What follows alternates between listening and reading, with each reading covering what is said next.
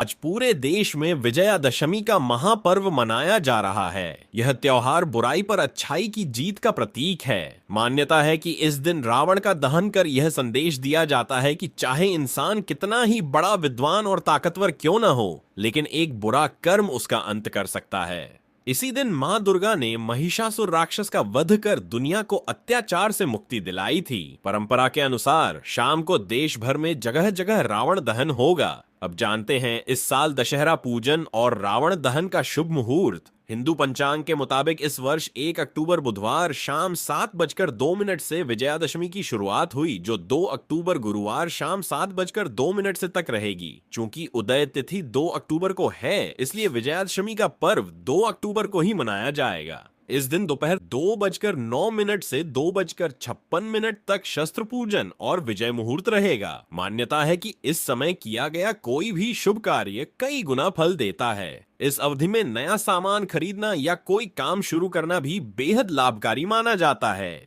वहीं शाम के प्रदोष काल में 6:06 से 7:19 तक रावण दहन का श्रेष्ठ समय रहेगा। चाहें तो विशेष परिस्थिति में इसे 7:45 तक भी किया जा सकता है। शास्त्रों में बताया गया है कि रावण दहन के बाद उसकी कुछ लकड़ी या राख घर में रखनी चाहिए।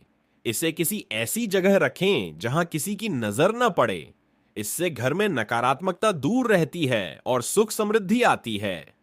दशहरा केवल रावण वध का पर्व नहीं है, बल्कि यह अहंकार और दुष्कर्मों के अंत का प्रतीक है। भगवान राम की रावण पर विजय की याद में इसे सदियों से मनाया जा रहा है। लेकिन आपको यह जानकर हैरानी होगी कि देश में कई स्थान ऐसे भी हैं जहां रावण को जलाया नहीं जाता, बल्कि पूजा जाता है। दरअसल रावण केवल खलनायक ही नहीं, बल्कि एक महान पंडित और अद्वितीय विद्वान भी था। इसी कारण भगवान राम ने उसे मारने के बाद लक्ष्मण को रावण से ज्ञान प्राप्त करने भेजा था। मध्य प्रदेश का मंदसौर इसका बड़ा उदाहरण है। कहा जाता है कि यही रावण की पत्नी मंदोदरी का मायका था, इसलिए यहाँ रावण को दामाद मानकर सम्मान दिया जाता है। उत्तर प्रदेश के कानपुर में दशानन मंदिर है, जो साल में केवल एक दिन ही खुलता है और यहाँ रावण की पूजा अर्चना की जाती है। हिमाचल प्रदेश के बैजनाथ और कर्नाटक के कोलार जिले में भी रावण पूजनीय माना जाता है और बड़े धूमधाम से उसके सम्मान में आयोजन होते हैं।